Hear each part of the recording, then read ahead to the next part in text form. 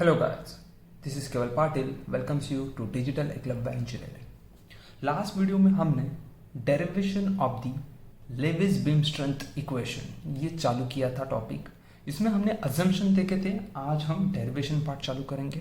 Okay, तो मैंने last video में भी बोला था और इस वीडियो में भी बोलता हूँ कि हम अज्यूम करते हैं कि जो भी ये टूथ है, ओके, और गैर टीथ्स है और टूथ है, वो हम क्या करते हैं एज अ कैंटिलीवर अज्यूम करते हैं। एज अ कैंटिलीवर अज्यूम करते हैं in the sense we assume like ये जो टीथ है ये ऐसे कैंटिलीवर है, ऐसे कैंटिलीवर है और ये एफटी लोड है वो यहाँ पर एक्ट हो रहा है। मैं यहाँ इस डायरेक्शन से ऐसे देख रहा हूँ तो मैं ये फिक्स है, यहाँ पर ये टीथ टूथ मेरा ऐसे बन गया और यहाँ पर एफटी लोड एक्ट हो रहा है। Okay, so considering gear tooth as a cantilever beam with rectangular cross section.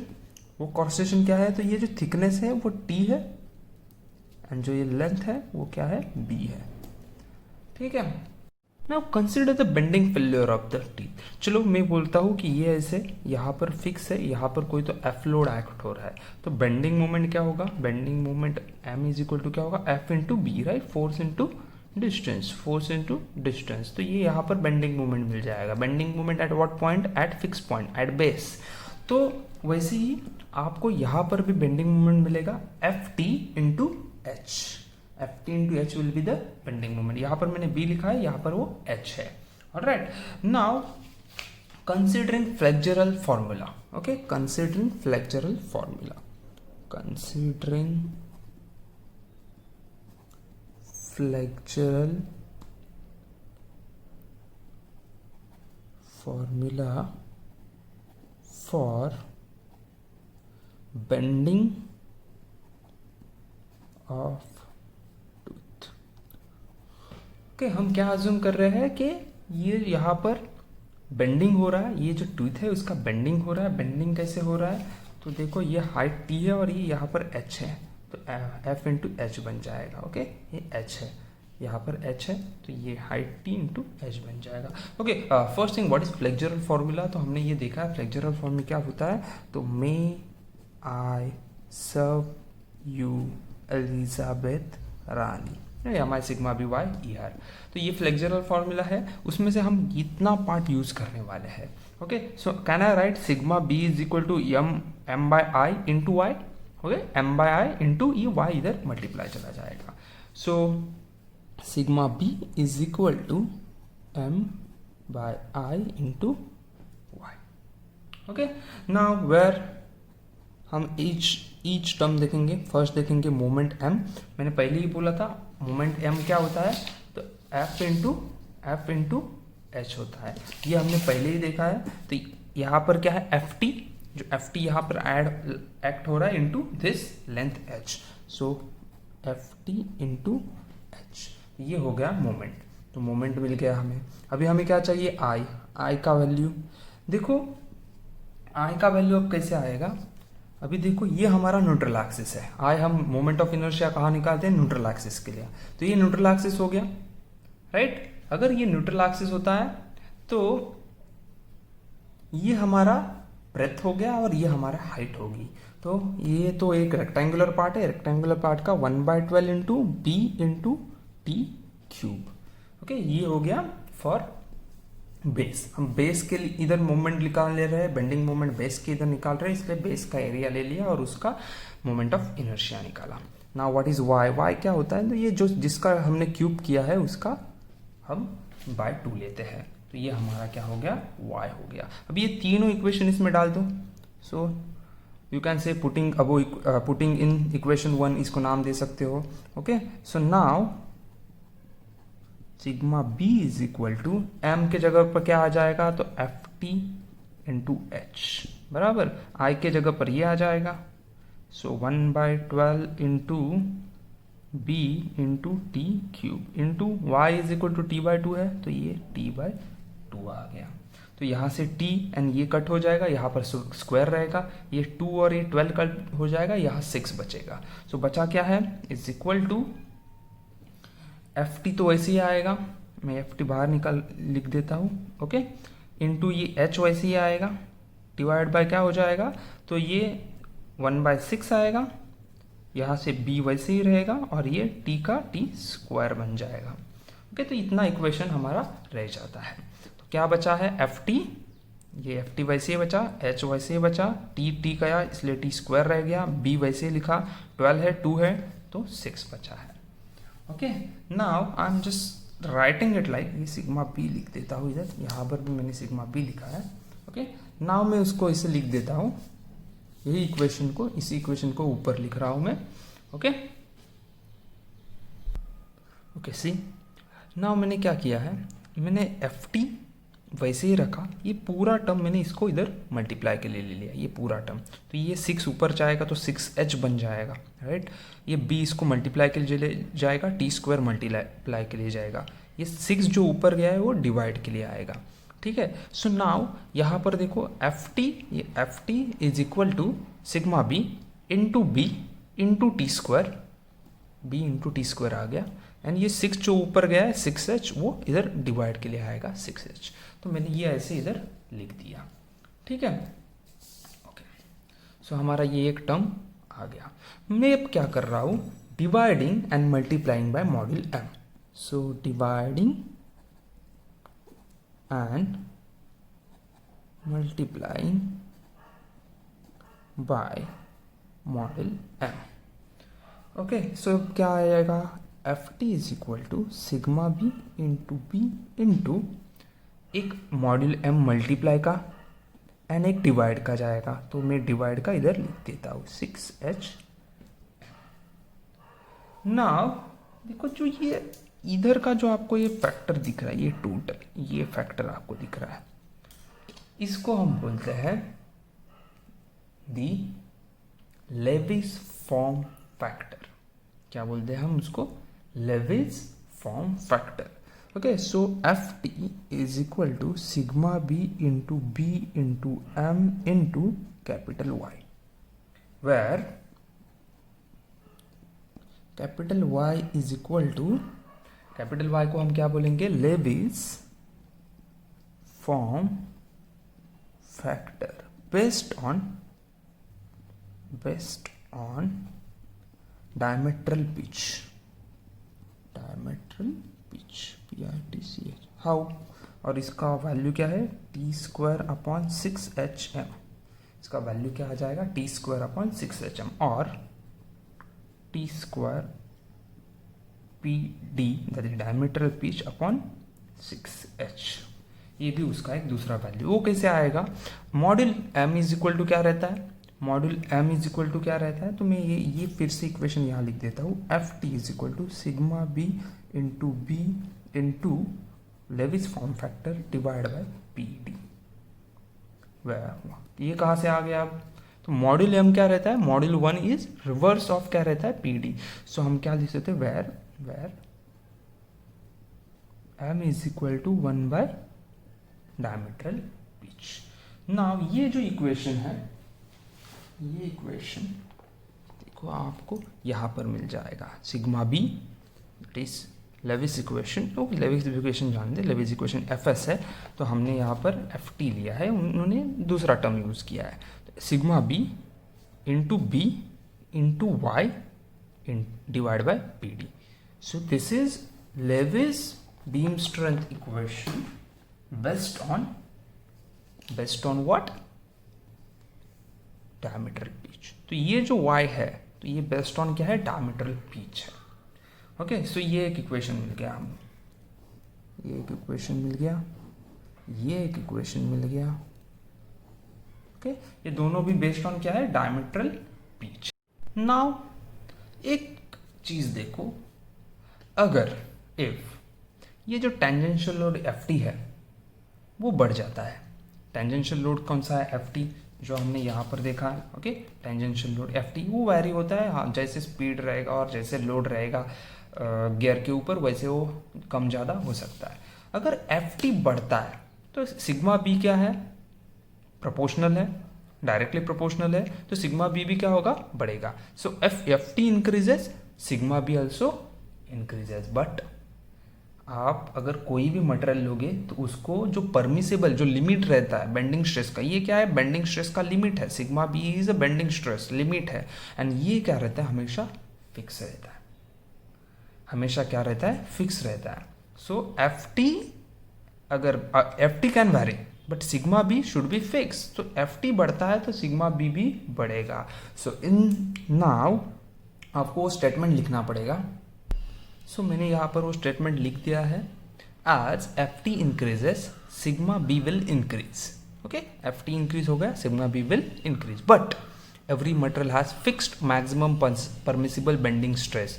तो ये मैंने ब्रैकेट में लिख दिया है जैसे पीएचजी में लिखा है, तो इसका मतलब क्या है, fixed maximum permissible bending stress.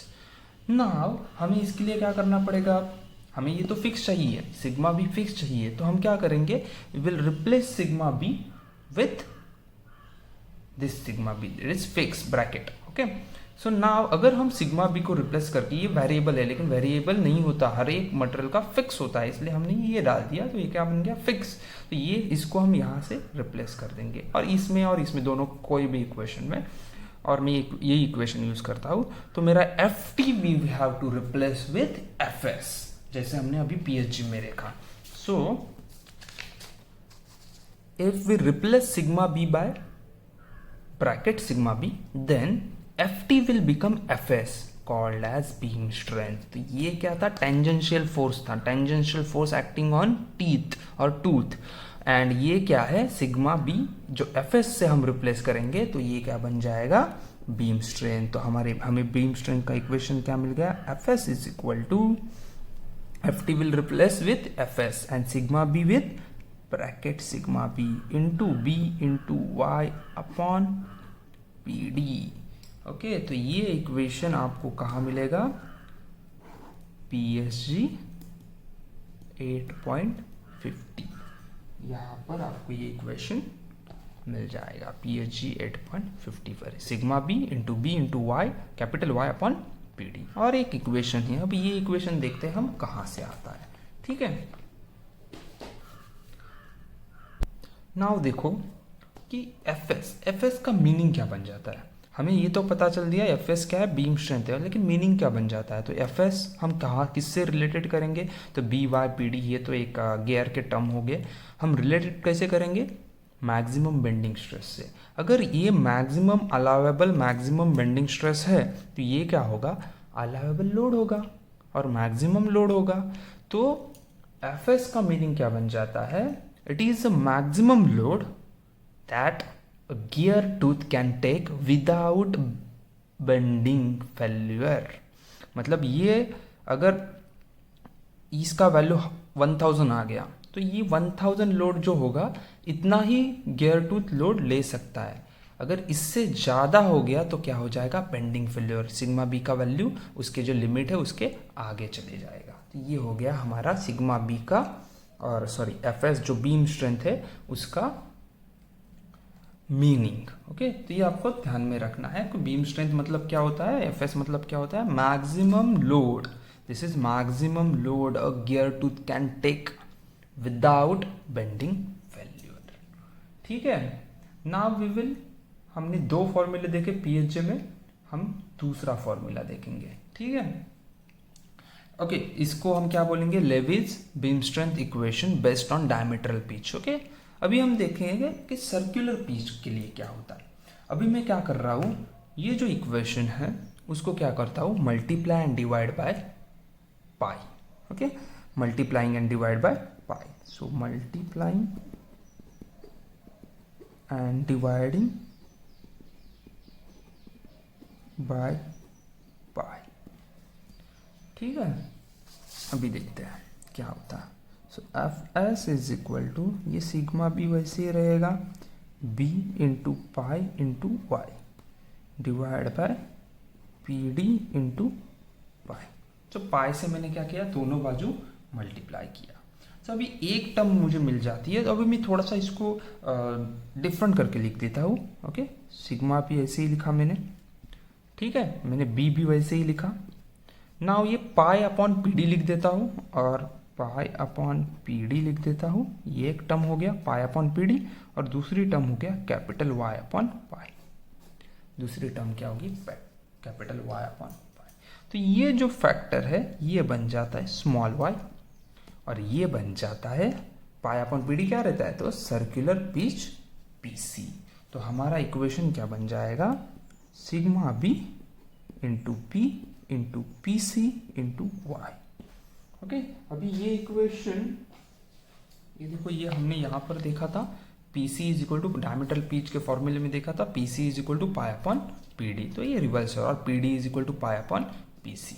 ये यहाँ पे मैंने रिप्लेस कर दिया, pi upon P D is P C, Y upon pi small Y. अब ये स्मॉल वाई क्या है, स्मॉल वाई भी क्या है, लेविस फॉर्म फैक्टर ही है, लेकिन based on circular pitch. Okay, so capital Y मैंने क्या बोला, Lewis form factor based on diametral pitch, and small Y क्या बन जाता है, Lewis form factor based on circular pitch. तो ये आपका सेकेंड इक्वेशन हो गया, Lewis form factor based on circular pitch. Okay, और ये इक्वेशन आपको कहाँ मिलेगा, अगेन यहाँ यही मिलेगा 8.50 pHg पर sigma B is equal to B into Y into small Y into P C, small Y into P C. तो ये इक्वेशन है बेस्ड ऑन सर्कुलर पिच, और ये इक्वेशन है बेस्ड ऑन डायमीटरल पिच। ठीक है, अभी ये तो आप हमें मिल गया। अभी हम नेक्स्ट देखते हैं। ओके, नेक्स्ट टर्म हम देखेंगे module M based on a beam strength. तो हम अज्यूम करेंगे कि ये एक पूरा एक गियर है, और ये एफ टी एक टूथ के ऊपर लग रहा है एट अ डिस्टेंस, जो आपका सेंटर पॉइंट रहेगा उससे डिस्टेंस क्या रहेगा, अगर इसका डायमीटर में स्मॉल डी लेता हूँ तो डिस्टेंस रहेगा स्मॉल डी बाय 2, राइट। तो टॉर्जनल मोमेंट क्या आ जाएगी, टॉर्जनल मोमेंट क्या आ जाएगी, F T into D by 2। तो टॉर्जनल मोमेंट मैं लिख देता हूँ, torsional moment M T. Okay, torsional moment M T is equal to small F T into D by 2। Now ये टॉर्जनल मोमेंट है वो भी हमें क्या चाहिए, फिक्स चाहिए। ओके, तो टॉर्जनल मोमेंट जो है वो चेंज नहीं होती, ये चेंज नहीं होना चाहिए, मैक्सिमम चाहिए, फिक्स चाहिए। इसलिए हम क्या करेंगे, एफ टी को कहाँ से किससे रिप्लेस करेंगे, एफ एस से, और एम टी किससे रिप्लेस हो जाएगी, फिक्स टॉर्जनल मोमेंट से रिप्लेस हो जाएगी। और एफ टी किससे रिप्लेस होगा, एफ एस से रिप्लेस होगा, F S into T by 2, बराबर। अभी देखो मुझे एफ एस का वैल्यू चाहिए, तो मैं कैसे लिखूंगा, F S is equal to 2 into M T, fix वाला एम टी, ओके, फिक्स है वो, डिवाइड बाय टी। तो ये मुझे एक इक्वेशन मिल गया। अभी मैं क्या करूंगा, जो लेविस बीम स्ट्रेंथ इक्वेशन है वो लेता हूं using Lewis beam strength equation, और you can say putting value of F S in this equation. Okay, ये बोल सकता हूँ इक्वेशन। ओके, अभी मैं कैसे लिखता हूँ, ये एफ एस की वैल्यू क्या है, 2 एम टी अपॉन डी है, तो ये मैं इसमें डाल देता हूँ। तो मेरा वैल्यू क्या आएगा, 2 M T divide by D is equal to, ये पूरा एफ एस का वैल्यू क्या है, एफ एस का value 2 M T by D मैंने इस इक्वेशन में डाल दिया। अभी मैं ये पूरा मिल जाएगा, लेकिन मैं in terms of P D नहीं लिखता, 1 बाय पी डी क्या बन जाता है, मॉड्यूल बन जाता है। तो मैं मॉड्यूल के टर्म में लिखता हूँ sigma B into B into module into capital Y. Okay, 1 by P D क्या बन जाता है, मॉड्यूल बन जाता है। अभी now what we will do, multiply and divide by M, multiplying and dividing by module M. Okay, तो मैं क्या करता हूँ, ओनली दिस साइड, ओके, यहाँ पर ही मैं क्या करूँगा, मॉड्यूल एम से मल्टीप्लाई करूँगा और डिवाइड करूँगा। मैं ये डी भी इधर लेके आता हूँ, 2 भी इधर लेके आता हूँ, तो M T is equal to, okay, तो यहाँ पर सिग्मा भी वैसे ही रहेगा।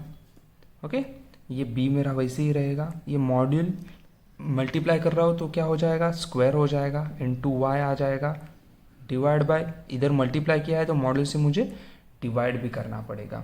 ये जो 2 है वो भी नीचे चला जाएगा, और ये d है ऊपर चला जाएगा, तो इनटू d आएगा। ओके, क्या क्या किया मैंने, तो ये पूरा मैंने इक्वेशन वैसे लिखा है, सिग्मा बी, बी आ गया, एम आ गया, वाई आ गया, एम से मल्टीप्लाई किया इसलिए एम स्क्वायर हो गया, तो मुझे डिवाइड भी करना पड़ा। ये डी मैंने इधर ले लिया तो इधर मल्टीप्लाई आ गया, 2 इधर डिवाइड आ गया। ठीक है, अभी देखते हैं क्या मिलता है हमें। सो इज इक्वल टू, देखो क्या बन जाएगा ये, नाउ जो ये टर्म है b बाय एम, ये हमने कहा किधर, तो देखिए किधर देखिए, तो हमने ये इधर देखी है, तो b अपॉन एम क्या बन जाएगा, साई बन जाएगा। ओके, ये एक रेशो है, तो face width of gear b क्या बन जाएगा, b बाय एम साई बन जाएगा। एंड ये d का जो वैल्यू है हम क्या पुट कर सकते हैं, d is equal to m into Z, ये z है। ओके, m इंटू जेड, तो ये हम डाल देते हैं, तो बचा क्या, सिग्मा b बाय एम क्या बन जाएगा, साई एम स्क्वायर डी के जगह पर m इंटू जेड डालेंगे, तो m स्क्वायर इंटू एम क्या बन जाएगा, तो m क्यूब। ओके, और ये y वैसे ही इंटू जेड डिवाइड बाय 2। तो अभी हमें इतने वैल्यू मिले हैं ना, मुझे मॉड्यूल का वैल्यू निकालना है, मेरे पास मुझे मॉड्यूल निकाल रहे हैं, हम मॉड्यूल निकाल रहे हैं, तो मुझे मॉड्यूल का वैल्यू निकालना है। Now let's take the module value. So M cube is equal to क्या मिल जाएगा, तो एम टी वैसे ही रहेगा, हमें एम टी तो वैसे ही आ जाएगा, यहाँ पर एम टी आ जाएगा, इंटू ये 2 मिल जाएगा, बराबर है, इंटू ये 2 आ जाएगा, M T into 2 whole divide by, ये बाकी सब जो वैल्यू है वो डिवाइड बाय चला जाएगा, इधर सिग्मा भी आएगा, साई आएगा, इंटू कैपिटल वाई आएगा और जेड आएगा। ठीक है, अभी मैं क्या करूँगा, पूरे टर्म का क्यूब रूट ले लूँगा, पूरे टर्म का क्यूब रूट ले लूँगा। सो m इज इक्वल टू क्या हो जाएगा, क्यूब रूट के अंदर ये होल टर्म आ जाएगी, 2 into M T divide by sigma B into psi into Y into Z. Okay, ये इंटू जेड आ जाएगा। ठीक है, ये 2 है, ये जेड है। ना देखो मैं क्यूब रूट ऑफ 2 ले लूँगा तो मुझे कुछ तो वैल्यू मिल जाएगा और बाकी सब आपको रूट में ही मिल जाएगा। हाँ, सो मॉडल m का वैल्यू क्या बन जाता है, तो ये मैं क्यूब रूट ऑफ 2 ले जाता हूँ, तो is equal to n greater than, ये ऐसे नहीं आएगा। ओके, ये आएगा 1.26 होल क्यूब रूट वैसे ही रहेगा, एम टी वैसे ही रहेगा, डिवाइड बाय ये sigma B into psi into Y into Z. तो ये वैल्यू मुझे मिल गया मॉड्यूल m का, जो मुझे मिलेगा PSG 8.13a के ऊपर। ओके, सो ये मैं आपको दिखाता हूँ। Okay, this is the value of module m, 1.26 cube root mt sigma b sigma psi and into z1। Now देखो, चीज़ आप ध्यान में रखो, जब आप ये इक्वेशन यहाँ पर देखोगे, ये तो याद ही रह जाता है, पहले दिन ये दिमाग में फिट हो जाता है, लेकिन जो PSG है इसमें ये y इधर ऊपर दिया है, एक्चुअली y ऊपर नहीं है, नीचे है। हमें डेरिवेशन में हमने देखा है कि ये जो y आता है, देखो ये y नीचे है, तो ये y यहाँ पर नीचे आना चाहिए। ओके, तो ये यहाँ पर उन्होंने थोड़ा सा गलती किया है, वर्ती ऊपर y दिया है तो वो नीचे लेना है। ओके, तो ये हमारा मॉडल m का इक्वेशन बन गया बेस्ड ऑन बीम स्ट्रेंथ। तो model m based on beam strength. मे भी थोड़ा लंबा लगा होगा आपको वीडियो, लेकिन डेरिवेशन पार्ट जो है वो मैं पार्ट्स में नहीं डालना चाहता। वो पूरा आप एक बार डेरिवेशन मतलब सॉल्व करने के लिए और समझने के लिए आप बैठ गए तो आपको पूरा डेरिवेशन देखना है, आप पार्ट्स में नहीं देखना है। इसलिए मैंने ये वीडियो थोड़ा बड़ा बनाया है, पूरा डेरिवेशन कवर किया है। इसमें आपको 3 चीज़ें ध्यान में रखनी है। फर्स्ट, ये 2 इक्वेशन जो आपको PSG 8.50, ये भी कहाँ मिलेगा, PSG 8.50, और ये वाला इक्वेशन जो है जो हमने मॉड्यूल का निकाला ये आपको कहाँ मिलेगा, PSG 8.13a। ये आपको PSG 8 ये इक्वेशन हम पिनियन के लिए यूज़ करते हैं, ये भी आप ध्यान में रखो। ओके, सो होपफुली आपको ये डेरिवेशन समझ आ गया होगा। अगर कोई डाउट रहेगा तो आप मुझे डायरेक्टली वीडियो के ऊपर कमेंट कर दीजिए और मुझे पर्सनली टेक्स्ट कर सकते हो, कॉल कर सकते हो। Thank you for watching.